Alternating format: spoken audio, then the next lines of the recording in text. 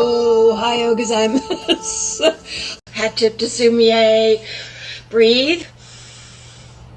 Crush and sniff. I have my lavender bag. And Hannah, if you're already on and listening, I have a brilliant idea. So we're crushing and sniffing the lavender because, as we learned from Hannah, the lavender is a calming thing, but it's also can have a little bit of a stimulant for some people. So I'm on the road. I was trying to find some kind of beautiful background, but we're in a not very nice hotel in Fort Myers to see my friend Katrina in her show Morning After Grace. I'm with my mother. I'm traveling with my mother. There's a maybe book in that one. Who knows? So anyway, yesterday was the rebirth of Venus in the sky, and we posted about that with Oberon's quote. Lots of Venus in Shakespeare. Today is National Apricot Day, or apricot, depending on where you live in the region. Or in Shakespeare, often it's apricot. And in Two Noble Kinsmen, he says, yon little tree, yon blooming apricot. And it's in Richard II, the gardener talks about the apricot. And in Latin, it means precious. So when Titania is giving instructions to the fairies on what to feed Bottom, whom she loves at that point, because of the quote that we're talking about, the little precious flower, and she's gotten squeezed by Oberon, or by Puck, to get her love potion, and she falls in love with an ass. Who hasn't done that at one point in their life, or not? Anyway, so she says, feed him with apricots and dewberries and all that stuff. So in Latin, that means a precious, because it's one of the fruits that grows earlier than all the other fruits. And so it's precious because, you can have this luscious, beautiful fruit before all the other fruits are available.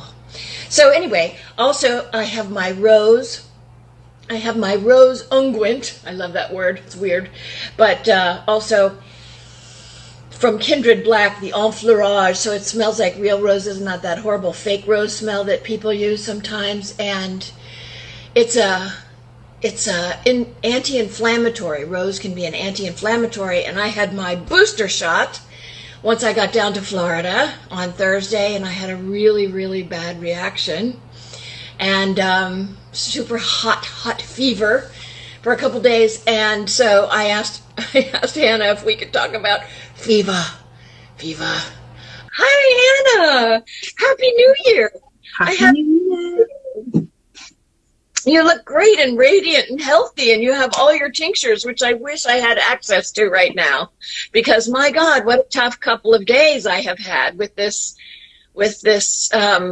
vaccine reaction. Yikes. Do you have that when you got them? I had my first one, my very first one I had a bad reaction to. Then the second one was fine. And on my booster, I had little bit of sort of dull pain, but that was it, but no fever, thank goodness. So yeah, I struck lucky, but just really wiped out, super wiped out.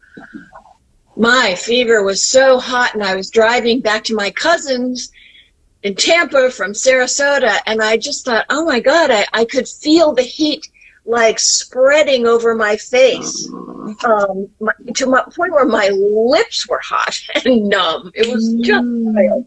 But anyway, so I've been mainlining my lavender, and my brilliant idea is, why don't they make little cute pouches of this with rosemary, particularly for senior citizens who, they're concerned about their memory. Like my mom would be great with a packet of rosemary or thyme or marjoram, which we learned helps hypertension and blood pressure and all that stuff. We could make little packets of dried herbs of the non-traditional, We could have a Shakespeare array of packeted herbs with the little lines to go with them. Wouldn't that be fun? Oh, lovely. Yeah, I think it's not. Anyway, so tell me about fever.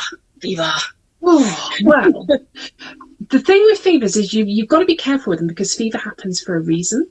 So you kind of, I mean, really, in everyone's home medicine kit, they should have one of these. You know, have a thermometer in your home medicine kit if you can get hold of, because then that will tell you really definitively if you've got a fever. But also, really importantly, if it's a fever that's an okay fever while still feeling pretty rubbish, or if it's a fever that you actually really need to go to your doctor to get some help with, because fevers can go high, but then they can go too high. So you kind of, you know, if your body temperature is sort of sitting between in centigrade, if it's sitting between sort of 37 and sort of 37.8, that's kind of normal. If it's going above to American, 104 is dangerously high. 105 is too high. Yeah. I had 104, and I think my mother poured cold water on me when I was little. Was freaking out. It's 39.4 in Celsius is where you kind of have to be, you know, looking at what's going on and maybe calling someone for a bit of help with it. But if it's below that, then there's things that you can do, because I mean it all happens because of the thermostat in our brains, the hypothalamus, kind of adjusting the thermostat to try and resolve something that's going on in the body, whether that be a fever or a bacterial infection or, you know, any number of things. They can be drug induced. Some medications can cause fevers, or vaccination reactions can cause fevers, as we all well know recently. So you kind of, you know, you've got to be a little bit aware of what's going on. But if it's really, really uncomfortable, and you know, you've got the sweating and you've got the, you know, the chills and the muscle aches and the weakness and the headaches and all of the other horrible stuff that goes along with having a fever, there's some really simple things that you can do. And to be honest, most of them are available in tea bag form. Hurrah! So you don't need to be making things with loads of really complicated things when you've got a fever. I mean, because I've got access to dried herbs, I always have a little pot of fever herbs in my kitchen cupboard.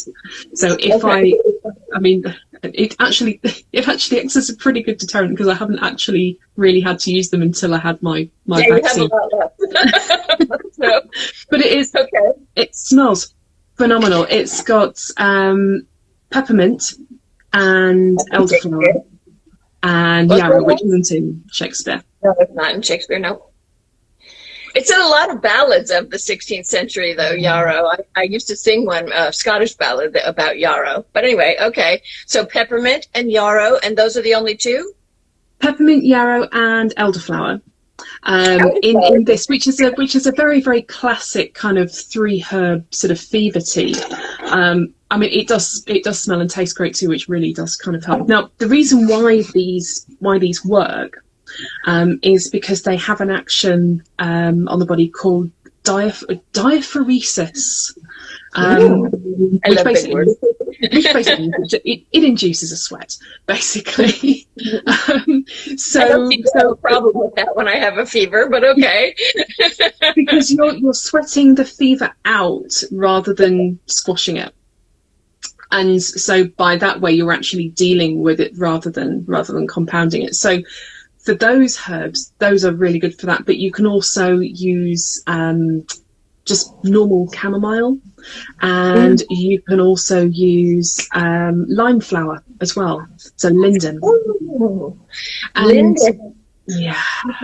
You did a whole show on linden. We'll have to repost that in our link tree. But linden is in The Tempest, and it's called lime, linden. It's sort of mutable, and people hung their laundry on it because it smelled so good. I know some people think it's sickeningly sweet. I actually like the smell, though. And when they're in bloom in New York, the city smells wonderful, and I love that. It's just so beautiful, and it really is. It's one of my favorite herbs. Oh, she has the book. I don't have it. You'd think I'd travel with it, right? But no. And then keep drinking water. You know, don't overhydrate, but keep yourself. If you're sweating lots, you need to replace that fluid. So keep yourself hydrated with lots of nice tea. How do you know if you've overhydrated? I've never even heard of that. How do you overhydrate? Well, it's yeah. I mean, if you're going to drink a lot of fluids, and it's not really an official term, but basically just keep drinking enough, but don't put too much pressure on your kidneys to keep processing fluid, basically. Pressure on the kidneys. Yes, that's important. Well, I forgot to say the line of the day, and because I was having trouble making a decision about what the line of the week. Boy, I'd love to get you guys to do a line of the day, but we'll stick with week. But there we go. Your resolution, I'm giving you your resolution, is to learn the line of the week, because I'm traveling with my mother. My mother has memory issues, and so we've been working with herbs and some other things. And honestly, I feel like she's doing better. I do. Anyway, so you can be pessimistic about it. Oh, by the way, it's also Joan of Arc goes to trial today. Joan of Arc, of course, is in Henry VI, Part 1, and the trial, as we all know, did not go well for her. So it actually goes with fever and fire. Oh, poor Joan. Anyway, so your resolution cannot hold is a pessimistic one. But I was liking the dauntless spirit of resolution, and that's from King John. And that's super easy. The dauntless spirit of resolution. Okay? You got it, Hannah? The dauntless spirit of resolution. The dauntless spirit of resolution. Can you hear that? Mom, would you be mad if I turned the camera on you for one quick second? Okay, I'm going to try to do that. I'm not sure it will work. We're in a very, very boring hotel. I don't know if you can see her. She's lying down. There she is, learning her line of the week. Happy New Year, Hannah. Thank you so much. I will try to come back and do the cards quickly, because we're on the road and we're on the run today. See you soon. Bye. Bye.